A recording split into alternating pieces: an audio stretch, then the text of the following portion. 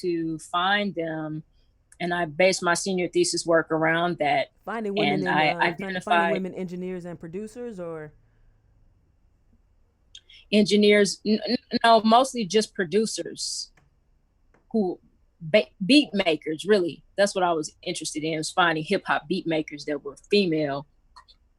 And I identified all these women for my thesis project, and started interviewing them for that undergraduate work.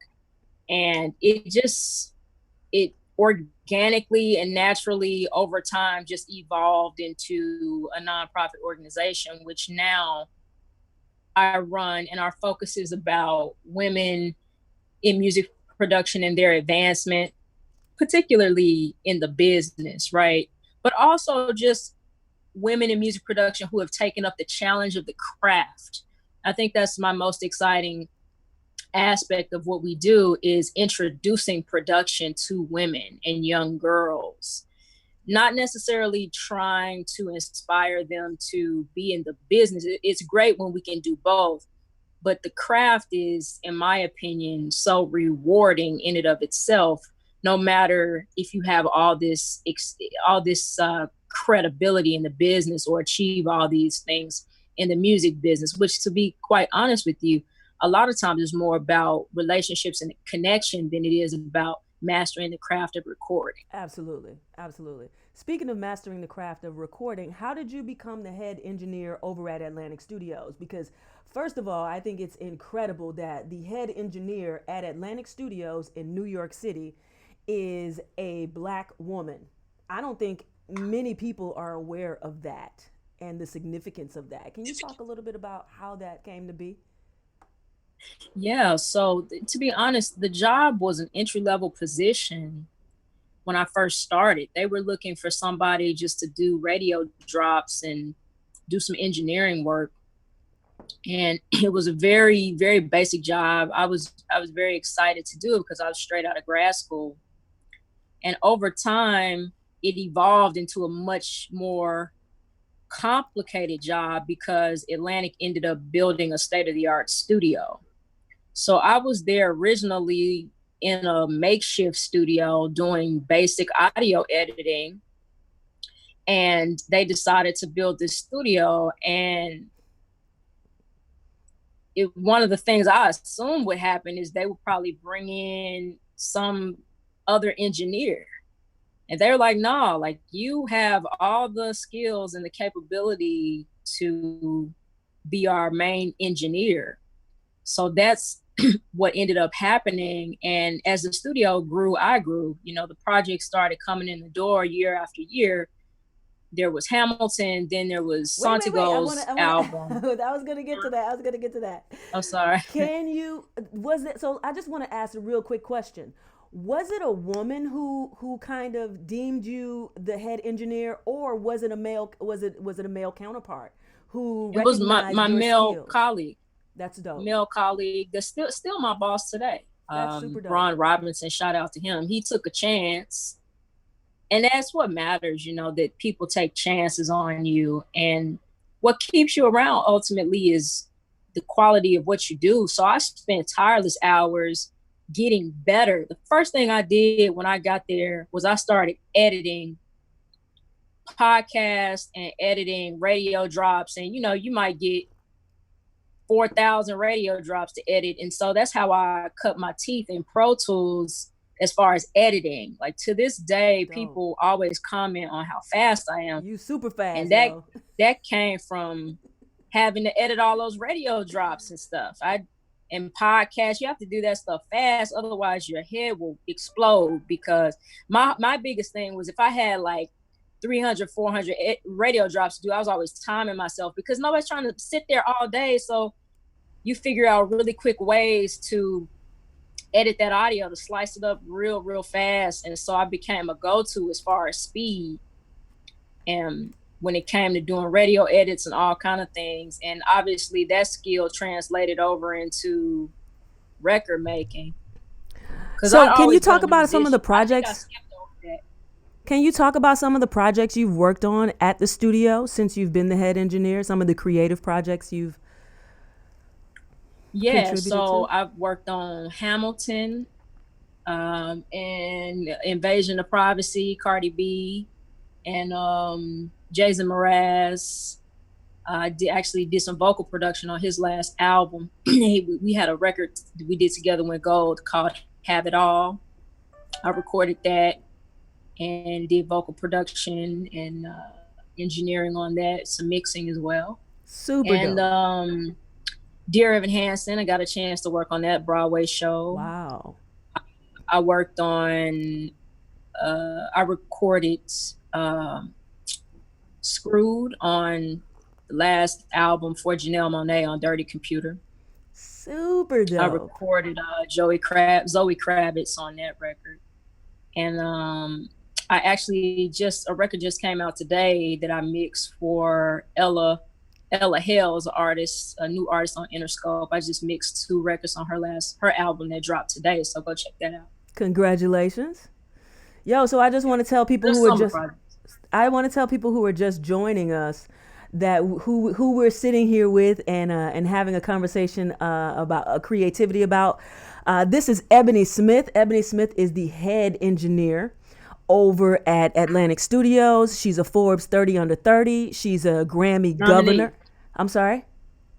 Nominee. Nominee. My Forbes bad, my under bad, my bad. 45. Forbes 30 under 30 nominee.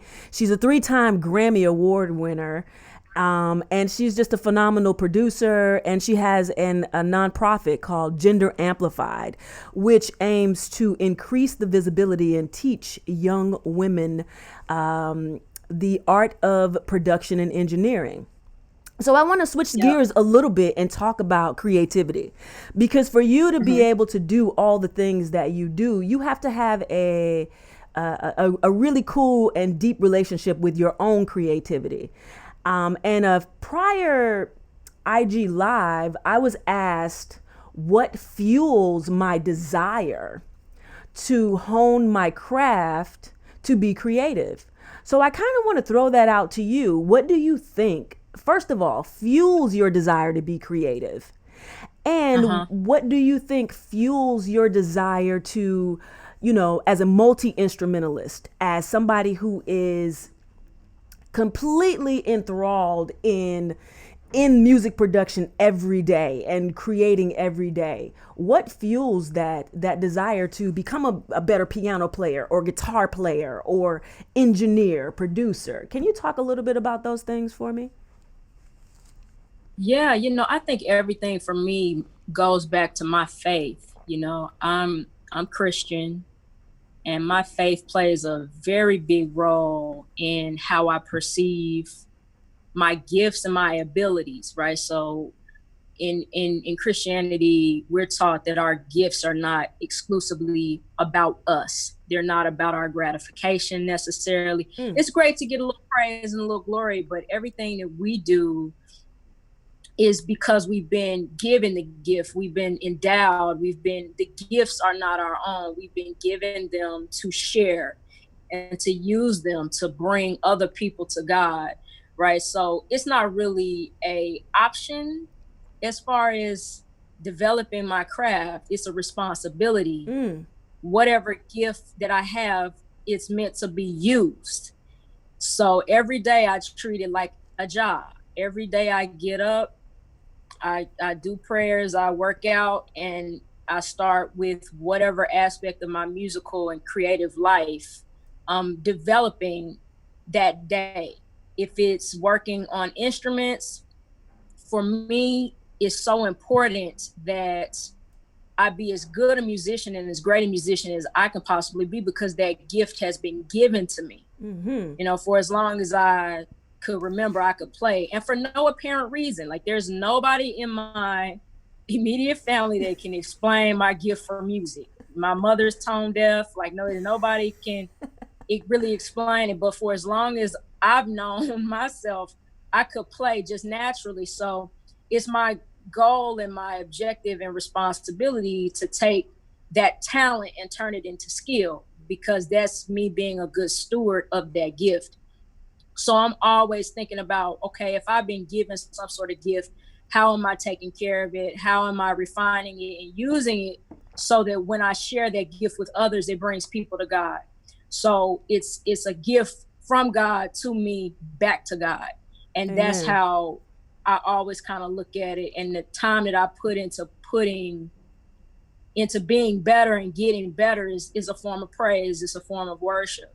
So that's how I stay motivated, because it's not just about me. It's about being a good steward of my gift. That is so profound, and I love the way you put that. Um, that we have been given certain gifts. There's this story that I recall, and I don't remember where it came from. Somebody passed it down to me about about three people who God gave gifts to. One person, he gave a whole bunch of gifts, and this person sort of took those gifts for granted, Right. and kind of didn't use them in any way, shape, or form. Another person, maybe God gave them three gifts, and they sort of Mm-hmm. honed one or two, and the same sort of thing happened. They didn't really appreciate them enough to do, as you say, Mm-hmm. pay it forward. And then there was Right. one other person that God gave one gift, and that person in the beginning was a little bit envious of the others because they had all the gifts and this person only had one gift. But because God only gave this person one gift, this person took that gift and used it to the best of their ability. They honed it, Mm-hmm. they kept creating, they kept using it and using it to serve. And when all three Mm-hmm. of these people passed away, of course, there's always this judgment, that Right. comes about. And the person who used the one gift was praised and highly favored in God's eyes, because though that person only had one gift, they just honed it and used it and continued to pursue it. And I love the fact that you talked about how you don't do it for you. You do it for Mm-hmm. others. Yeah. And I think that if people were to look at your resume and look at some of the accolades that you've gotten in the world, they would be able to correlate that to what you just said. You're doing the work for a higher purpose. And when you do the work for a Absolutely. higher purpose, some of the successes, the worldly successes that other people, value, begin to find themselves in your life. And though Mm-hmm. you don't seem to place too much value in that. It's cool, like you said. It's cool. It's cool. I would be lying if I said I don't like the plaques and the awards. Of course I do. It is very affirming. It's because it is a show of incremental growth and success. And you say to yourself, well, if I got this far, I'm sure I could get farther. Because you don't cease to have ambition. You don't cease to have desire to grow and to get better. And I think one of the best signs of growth is acknowledgement, right? So if you're being acknowledged, that is oftentimes very motivating to keep you moving forward. And that's really what we really should need, really should what we really need. You want to have things happening in your life that are affirming the effort that you put in. It can be very disheartening if you're just moving and moving and moving and it seems like you're going in circles. So I'm grateful for the awards, but you're right. I don't place too much importance, because the most exciting part for me, quite frankly, is the work. Mm, I really like doing the work. I like what it does, especially as far as my faith, just to be able to get from the beginning of a composition to the end of it. To be able to get from the top of a very difficult composition, you're learning and you're struggling through it, and to get to a place of fluency with it. I hey, get just as much out of that as I do being on stages. so everybody who's just joining us, we are talking to Ebonie Smith. Ebonie is the head engineer over at Atlantic Studios. She is a Forbes 30 under 30 nominee. She's one of the governors of the New York Grammys, and just an incredible producer, engineer. She also has nonprofit called Gender Amplified. Can you talk a little bit about your process? Like when you sit down in front of your equipment, your DAW, with maybe, you know, your guitar or a MIDI keyboard, or, you know, you have so many tools that you can, you know, just pick up and grab to start creating. What's the process? What's going through your mind? Do you have an end goal? Are you just vibing? Are you practicing? Like, how do you get to the place where you're like, okay, I've created something and I'm going to continue to develop it? Right. So there's a couple different types of sitting down for me, right? So there's sitting down because I have something to turn in by 2:00 that I have to get done. Like whether it's a mix or it's more about, okay, I got to get from point A to point B to turn something in for a client. So that's a certain type of sitting down. And that's less about me and typically more about the client. I don't necessarily always get to creatively bring myself to everything. That's one of the luxuries of doing this professionally. If you can be able to creatively really do your thing all the time, but this is a client-based business. So sometimes when I sit down, it's just kind of about delivering what I need to deliver. When I'm sitting down to make something that I don't necessarily know where it's gonna land or who the artist is gonna be that raps on it or sings on it, if it's just really starting from my mind and there's no real concept yet. The first thing I'm looking for is the concept. What is the concept? What am I making and why? And to be honest, sometimes I look all over for that inspiration. You take a long walk, take down things that you see. Sometimes I take pictures when I'm outside of things that are interesting that might be worth building a whole song around. So I'll give you an example. I was going through some boxes and that I was going to put in storage, but I wanted to go through the box to throw away some things that I didn't need before I put it in storage. And I came across all these old relics, letters and Christmas cards and all kind of things. And I came across a letter from an ex. And I read that letter. It was from 2004. So I read the letter and I was like, first of all, these are song lyrics. And I'm going to turn this into a song. It was so beautiful, so conversational, very reminiscent of the way Stevie Nicks would write, right? She writes in such conversational ways. And I was like, I'm going to write a song. So I came up with a concept called The Letter. And I started writing that song and put some chords to it. And so that was the core inspiration for that. Sometimes if I'm just making tracks, I'll look through the Bible for some random word that will inspire something, or a color or a phrase that will inspire something. And then I'll build out a whole track around that. Obviously, looking and listening to samples is great. Finding break beats, getting inspiration from break beats, and even just songs that move you and that are powerful, that you might not necessarily sample, but that evoke something in you that makes you say, I want to make my version of that. A lot of times I'm listening to the charts and I'm thinking, top 100, I'll pick out a track on the top 100 and I say, well, let me make my version of this song, whether it's by Drake or The Weeknd or Post Malone or Selena Gomez or somebody. I'm like, how can I make my version of this? So those are some of the places I get inspiration from. Super dope. Can you give us I thought it was interesting. So first of all, I want to say to everybody, we're sitting here with Ebonie Smith, who is the head engineer over at Atlantic Studios.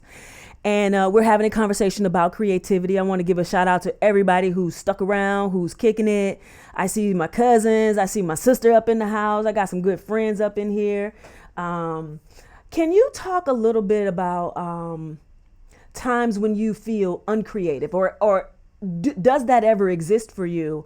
And what Absolutely. Some of the remedies are for that, for you? I think in my opinion, I just tell myself it's okay if you fail. It's totally fine. Just keep going. I had a professor in college that used to say, when you're sitting down and you're trying to write, nothing's coming out, just write. Just write. Keep writing.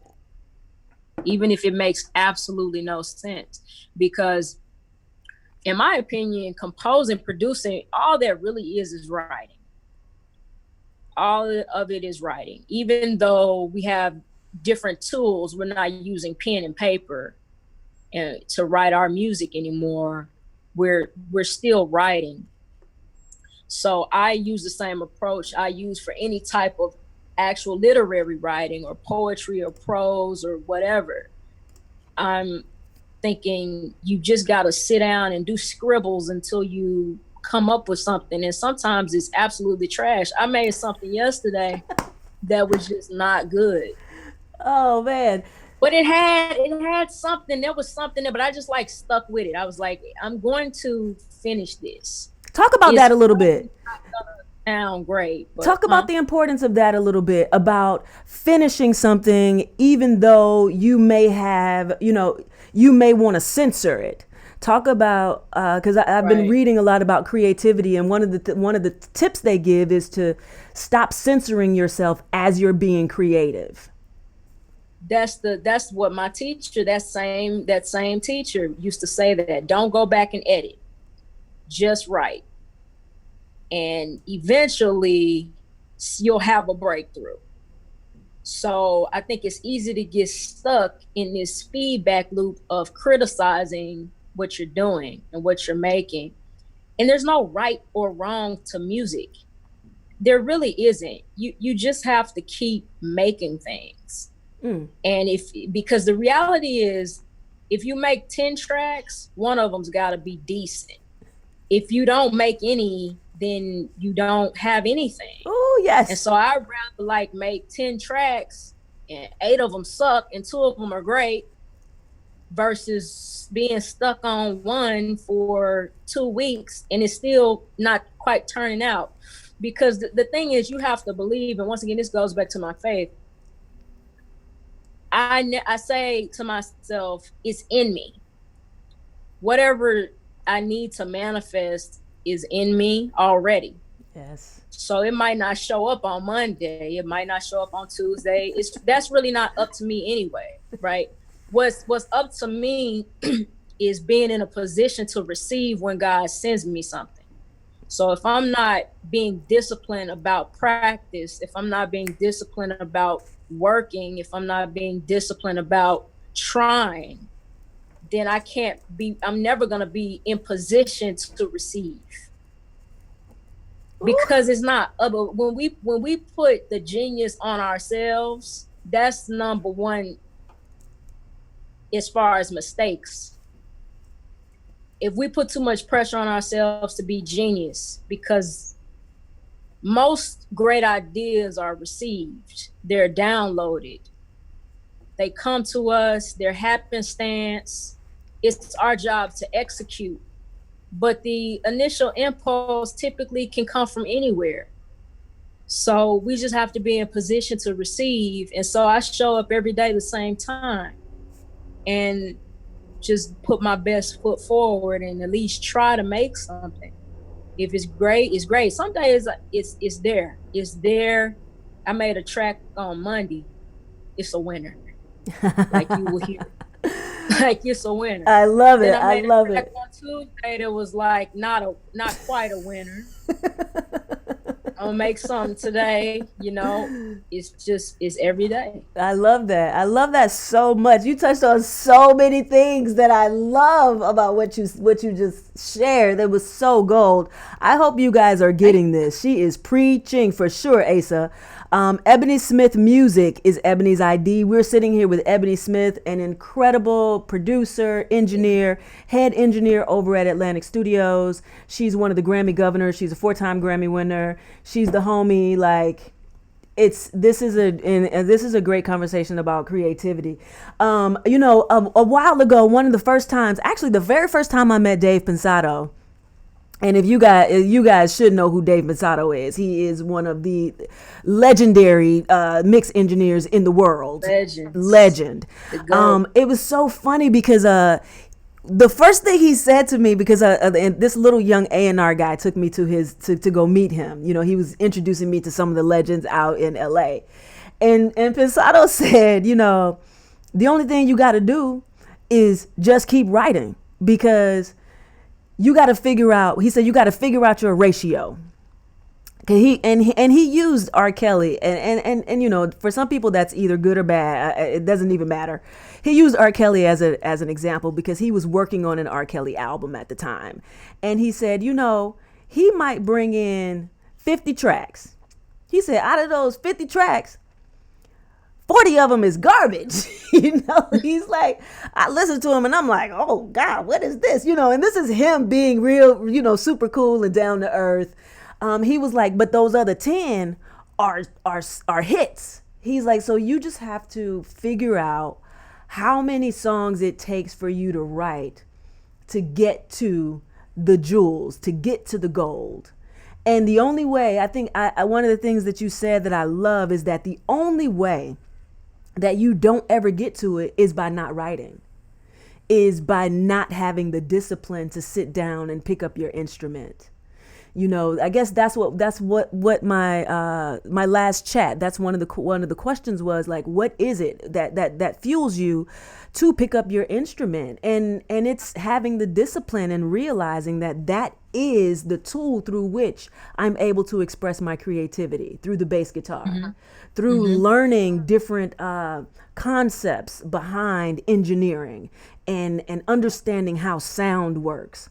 All of that knowledge helps you to be a better artist and to be a better creator. Can you talk about some of the schooling, talk about some of the formal education? And one thing I know about you is that you're always doing research of some kind. Can you talk a little bit about how that supports your ability to create and the quality and supports the quality of work that you come out with? I think for me, it just, once again, it helps me be a good student of the craft of engineering and production. I like that I can explain the things that I'm doing. And sometimes you get into a flow or a habit or a pattern of just doing stuff because you did it once and it worked. I can say that I have a few techniques like that myself. And if somebody asks you to explain it, you're like, I don't know, it just worked. I did it once, it worked. I built it into my methodology. But for the most part, I would say 80% of what I do, I can explain. And I take a lot of pride in that. I like that I can explain how sound is moving throughout the entire studio, from the acoustical environment all the way to the digital environment and back. Electrically, electronically, and that I know what's happening because there's a power in being able to explain why and to really understand. And the truth about engineering and production is it's a very deep science. So you can get very lost in some of the more nuanced aspects of the scientific process and the mathematical processes. It does not have to impair creativity, though. I think sometimes a lot of folks don't want to take that step deep into the math and the science because they feel it'll take them away creatively. Personally, I think it only enhances. Like, for example, if you play guitar, understanding different types of pickups and what is really happening at the pickup level. Like, yes. What is a pickup, yes. Right? It's a transducer. And guess what? It works exactly the same. Wait. Can you explain what a transducer is for people who don't know what that term really means?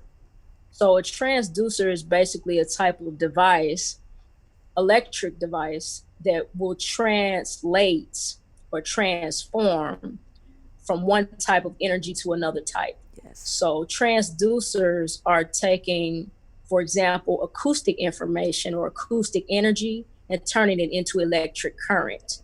The motivation for that when it comes to recording is that recording equipment is electrical.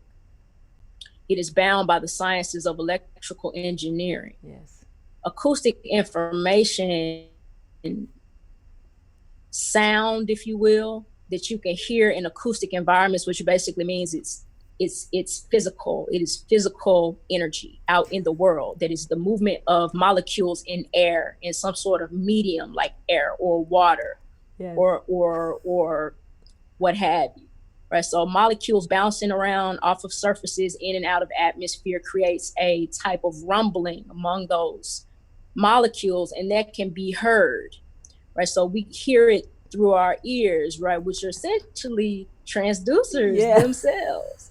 They're not electronic, but what they're basically doing is they're taking acoustic information and turning it, or acoustic energy, and turning it into neurological information that then can travel throughout the neural system to the brain, and which then will be parsed out and interpreted by the brain. But we're not talking about that space, right? We're not talking about neurological information, but we're talking about acoustic to electronic. And just to bring it back to or electrical, and to bring it back to what I was talking about before, which is pickups. Pickups are basically a type of device that allows you to take that acoustic energy that your guitar produces and turn it into electric current. Why? Because you want to be able to hear and amplify that sound. You also want to be able to hear and record it. So by taking that information and making it electrical, you can then use a cable and a cord that it can travel along, some sort of conductive material or matter, can be used to then allow that current to travel wherever you want it to go. So by turning that information into electrons, you can get electrons to do our bidding as people. I think the great thing about electrical engineering is just the science of how electrons do work for us. That's really electrical engineering in a nutshell. How are we getting electrons? How are we getting molecules, atomic particles and subatomic particles? How are we getting those materials to do work for us? How are we getting electrons to power our house? How are we getting electrons to power our car? How are we getting electrons? How are we harnessing that energy they produce when they get together in mass and when they travel together in mass? How are we using the power of that, the potential and kinetic energy that they have to actually power machinery and do work? Absolutely. So the work that we want those electrons to do when we transduce, we want those electrons to take that current in the form that best represents pitch and frequency.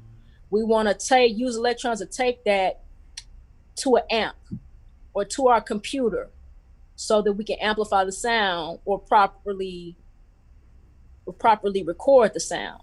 We can get into more aspects of that. I could be here all day. No. I just want you, because I know some people are like, what? So we're sitting here with Ebonie Smith, who is the head engineer over at Atlantic Studios. She's a producer. Has her own nonprofit organization called Gender Amplified, and we were talking about some of her educational background. Where did you study? I never did answer that. Right. Where did you study engineering? I never did. I never did answer that. I gotta give myself a rubric, but then it's not as much fun as if I put myself on the outline. Yeah. No. But I went to Columbia University. Barnard College is the women's college within Columbia University. I was a Barnard student, which basically means that I split my time between taking classes at Barnard, where I learned I took biology, I took chemistry at Barnard. I took all my math classes at Columbia. I took all of my music classes at the Columbia Computer Music Center, and also within the Columbia music program. Took all my music programs on the Columbia side. And I also took some really great electives. I took like Roman history. I took a religion elective. I took Shakespeare. Can you talk about how some of that, those electives, for instance, how they inspire your creativity? Because you said something that I thought was really intriguing.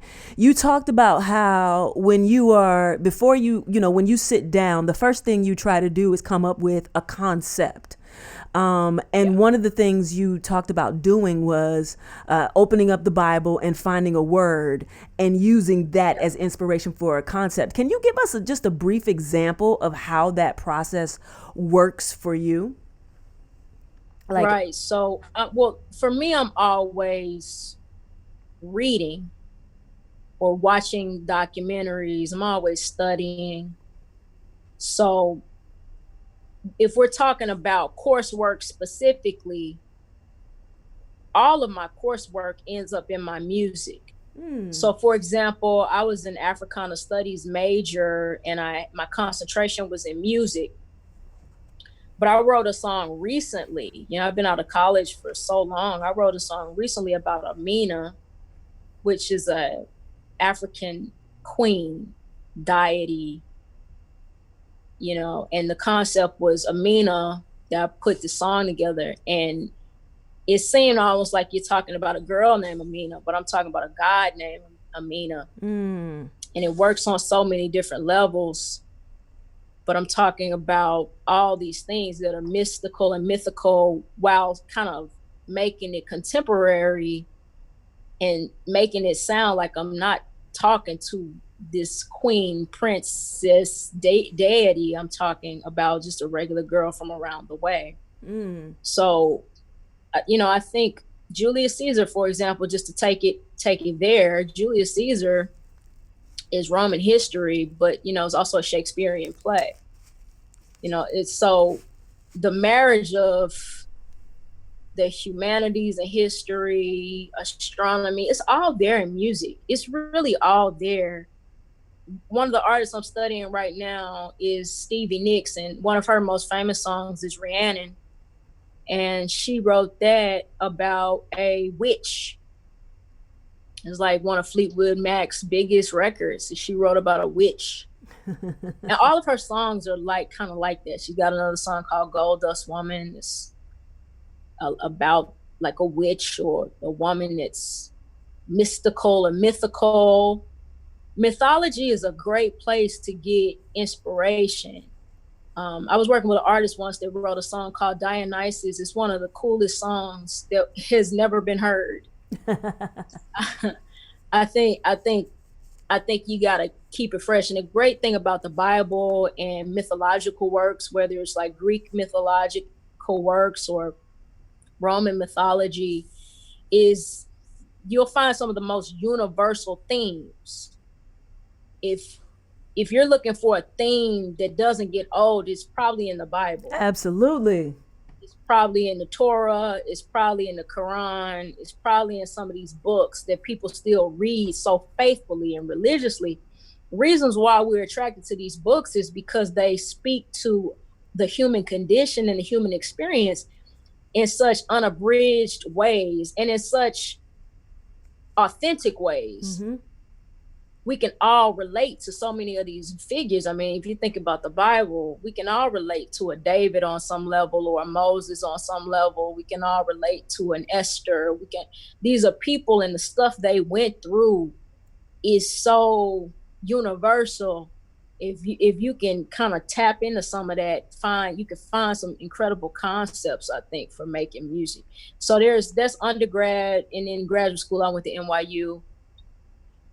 Did a master's in music tech at the Steinhardt School. Super dope, yo.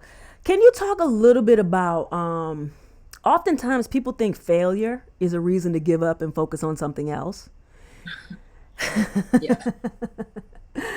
Can you talk a little bit about some, one or a failure, when I just bringing up the subject, is there something that comes to mind that you've experienced that you kind of identified as a failure, and how you dealt with it and how it may have propelled you forward or made you have to take a little pivot, and that pivot brought you to a new revelation about your creativity, or put you in a different position than you were in before? There have been so many failures for me. Like, I can't even pick one out.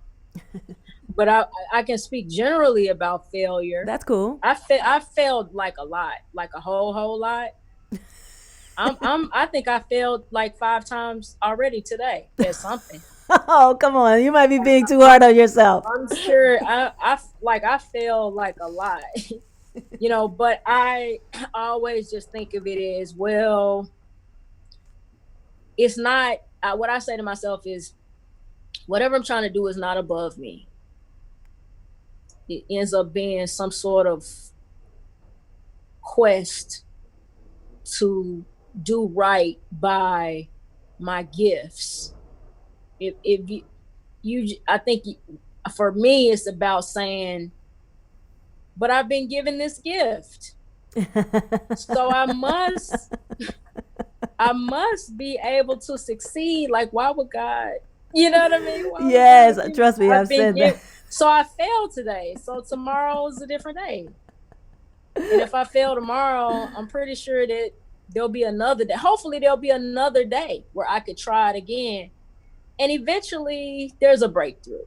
Eventually there's a breakthrough, because God rewards consistency more than anything else I've ever seen. If you can be consistent, failure, in my opinion, is just saying not right now. It's like a not quite a no. It's a not right now.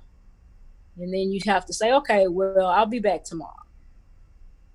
I We'll love try that. this again.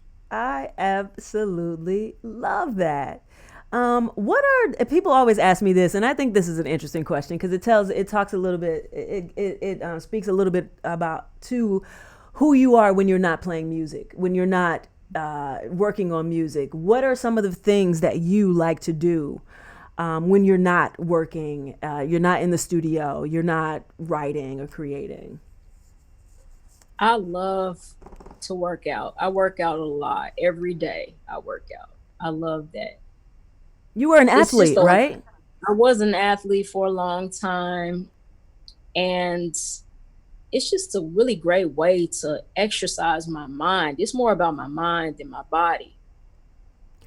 One of the benefits of working out a lot is you get to maintain a great body, but it's really the gift is what it does to the spirit and to the mind. Is you train the body as a means of training the mind. And Um, it's the same concept truly as being a musician. It's the same concept. You have to just show up every day and do the work, and you'll see your body transform before your eyes for the better. Yeah, can you talk a little bit about the correlation you find between being an athlete and being a musician? And do you think that your history of being an athlete has helped you become a better musician? Absolutely, because this is the thing. There's no auto tune for dunking. You just got to be good at it. Like, you know what I mean? Like, it's no like use the previous take for an NBA championship. Like, you have to just really be that good. And so athletes and athletics is about not taking shortcuts. And I learned that from all my coaches, because they require so much of of all of us, the athletes, myself, and all of my teammates. And I was on some winning teams. So the shortcut aspect of it, I learned very early that you cannot cut corners and be great. So that's the first lesson from sports. The second lesson from sports is about consistency and practice. Just working at something until you're better at it. You just have to continuously woodshed. And there's a misconception about professional athletes. I think people just think they wake up and they're just that good. I will say professional athletes are a very specific class of people. They are physically well endowed, and they do typically have a lot more natural physical ability than the average person. But this is the catch. When you get to the league, everybody is that way, right? When you get to any professional league, everybody is gifted and talented with exceptional strength and exceptional speed and agility.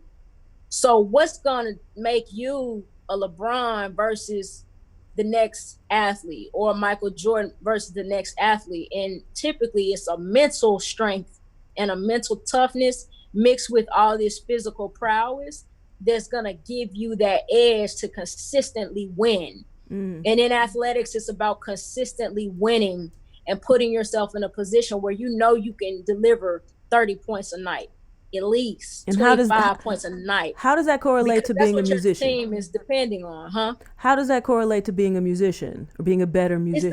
It's points. It's points. It's score. Putting up scores, putting up points. Why do we care about Pharrell? Because he consistently puts up points. Yeah. Why do we care about Max Martin? Because he consistently puts up points. And we literally take tallies that determine how great these people are. Well, Max Martin has 30 number ones on it, and Pharrell has 13 of them. It's literally numbers. Yeah. Like, you have to put yourself in a position where you're consistently delivering what people are expecting, because being a producer is not about you.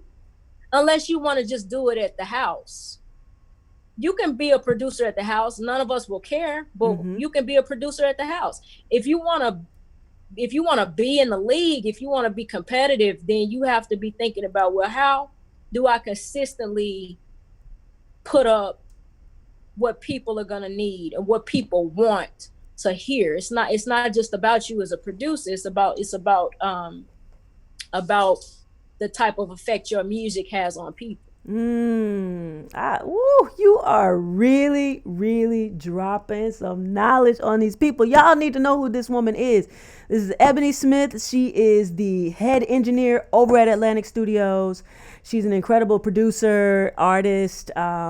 She has music on Spotify if you guys want to check her out.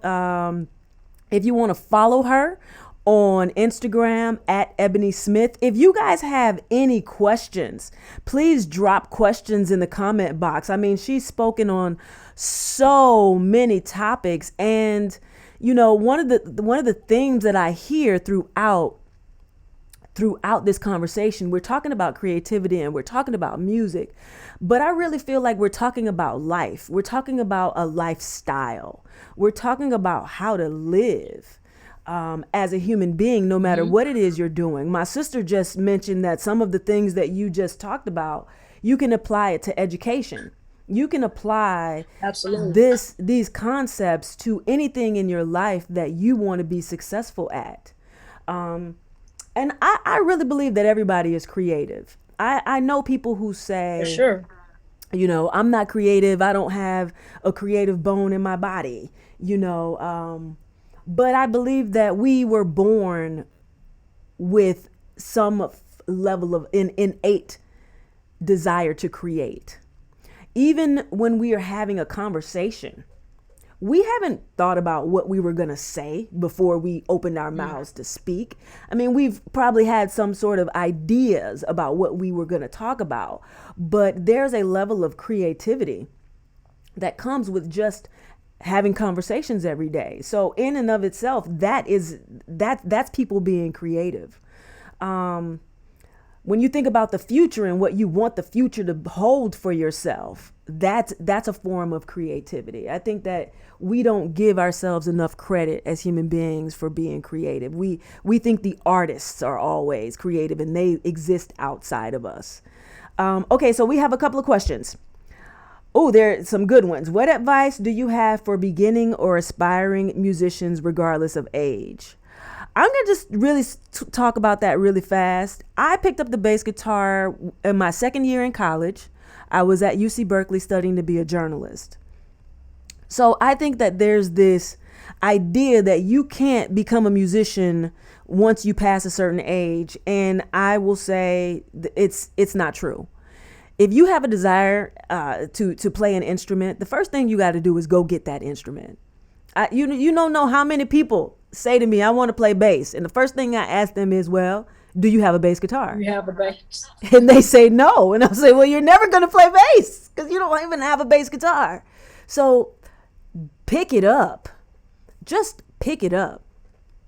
that in and of itself Um, will change your life. Pick it up, maybe watch some videos, ask some questions. I used to ask so many questions of musicians when I first started. Um, mhm. and that really pushed me to become better. I had a desire to be better anyway. But can you give somebody one piece of advice um, for a new musician, no matter what age they are? I think the most practical thing is to pick a song and learn that one song. Just pick a very practical goal. Maybe a song that's not too difficult, but something that you're gonna enjoy playing and that you know is not gonna bore you half to death Because it's gonna learning. take some time. And just put that one song under your belt in your repertoire. And when you get that song, move on to another song, but take it one song at a time. Just learn how to play it. And there are a lot of resources you can typically Google, if especially if it's a popular song, you can typically Google and find out the chords Mm-hmm. and just practice those chords Every day. until you figure it out. And you'll get the what's great about picking a song you like is you'll have that instant gratification. Mm-hmm. Once you start to hear yourself sounding like that song, that'll be enough to keep you motivated to get there. I would add, don't get frustrated. Don't put too much pressure on yourself to be great out the box. I remember when I first picked up the bass, and I would ask my sister, "Ooh, do you know what song that is?" And she would be like, nope. I don't know what song that is. Because it takes some time, and playing an instrument is not natural. It's not natural for your body. So don't get Yeah, frustrated with the physical pain that you experience in the it beginning. hurts. It hurts. It Somebody said, hurts. "How many female producers are there that are impacting the industry?" That's a great question for you, There are Ebonie. quite a few. I'm gonna answer this one. And unfortunately, I have a 3 o'clock call, so I'm Okay, gonna have super to cool. get We'll off jump off. soon. But let me give you a list of a few I really like. I like Nova Wave. They just did the Megatron single with Nicki Minaj, and they did a couple of tracks on Ariana Grande's record. They're really cool, really talented. There's Wonder Girl, who people talk about quite a bit. She's great. She has worked quite a bit with Travis Scott. She's worked all over, but her bigger records, Travis Scott. She did Antidote with him, and she also did uh, blanking on this record. She what's Excuse his me. name? Young Thug. She did a couple tracks to Young Thug. She did Crown off Jay-Z's album Magna Carta Holy Grail. Then there's Tasha Couture, who I'm a big fan of. Tasha Couture. She just did what's that girl name? Kiki Palmer's latest single. So go check that out. Her latest single. She did that. That's on the R&B side and hip hop. On the rock pop side, I like Jen DeSilvio, who did um, Andra Day's song. Is it Rise Up or Rise Rise? up, yeah. Or is it just Rise Up? She did Jen DeSilvio. And also she did some recently did some music with Christina Perry. And so Jen DeSilvio is all over. She's a pretty much these days a staple in pop rock production, but also folky singer songwriter production. She's very very good at that. And let me see if I can think of there's so many, but those are some of those are three that I really think are talented. And honestly, there's some up and coming young people. Her is starting to produce a little bit, and also Chloe Halle. I think it's Chloe is the older girl. she's a bit of a beast production wise. Wow, I didn't know that. Super You dope. haven't heard anything about her yet, but you will, because she's a bit scary on the production side. She's very talented. Super dope. Chloe. Well, I know you have to run, so I want to just thank you for taking the time out to hang out with Of me, course. and I really enjoyed our conversation. You really inspired me. Everybody, this is Ebonie Smith. Ebonie is the head engineer over at Atlantic Records, and she's an incredible producer. So be on the lookout for all the amazingness that she is coming out with. I appreciate you, yo. You holla at your girl. I will see you Of course. later. Thanks for having me. And thanks everybody who stayed and listened. Absolutely. Absolutely. Let's see. Thank you all for hanging out with us. I really appreciate it. You guys are the reason why this even matters or makes a difference. It's great to do this with people.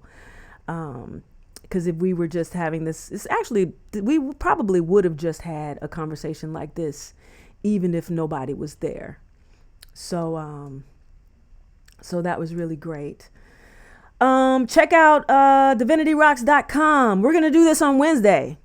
Hump Day, live IG with Divinity Roxx. Next week, we're going to have another guest. I don't know who it's going to be. I have an idea in my head who I would love for it to be. And so I will have another guest, another incredible woman. Let's see. Bass players. Where my bass players at? Somebody said they're sorry they missed me at NAMM. All good. I was only at NAMM for a day. I didn't play. It's nice to hear from other bass players. Yes, bass players are amazing. I'm going to get kicked off of Instagram, but I appreciate you guys. Holla.